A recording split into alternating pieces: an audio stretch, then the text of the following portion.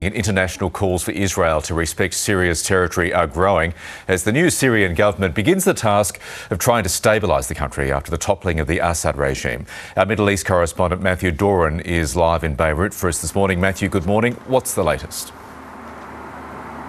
Michael, good morning. We've heard in the last couple of hours or so criticism from the French government of Israel's decision in the hours after the Assad regime fell in Syria to deploy troops and tanks into a buffer zone between Syria and the Israeli-occupied Golan Heights. This is something that many Arab countries have criticised Israel for, arguing that this is opportunism, that it's a land grab by Israel trying to pursue its own territorial ambitions. But this is the first time we've heard of a European government joining that criticism and saying that Israel needs to withdraw its troops from that area. Benjamin Netanyahu, the Israeli Prime Minister, says this is all about keeping Israel safe and its citizens safe, and saying that the agreement between Israel and Syria, which was written and signed back in the 1970s to adhere to this buffer zone, collapsed the moment the Assad regime did too.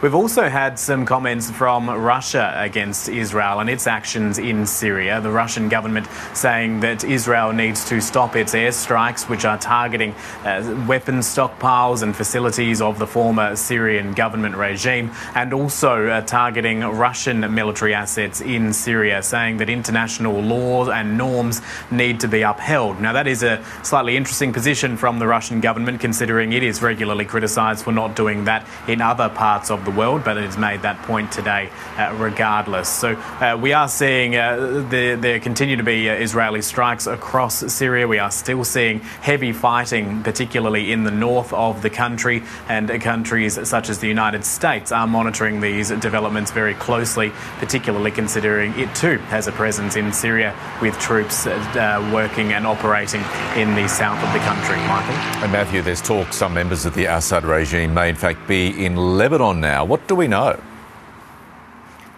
That's right, Michael. We've seen reports, particularly in the Lebanese media, that in the hours, the days leading up to the Assad regime falling, senior members of that regime trickled across the border here into Lebanon and may well be holed up in luxury hotels here in Beirut and in other cities across Lebanon. Now, this is concerning for many people because there are still some of these individuals are actually wanted for crimes. They are seen as potentially upsetting the fragile peace and calm that Beirut is enjoying over the last couple of weeks after the heavy bombardment it suffered at the hands of the Israeli government during the war between Israel and the Lebanese militant group Hezbollah. That ceasefire coming into force a couple of weeks ago now.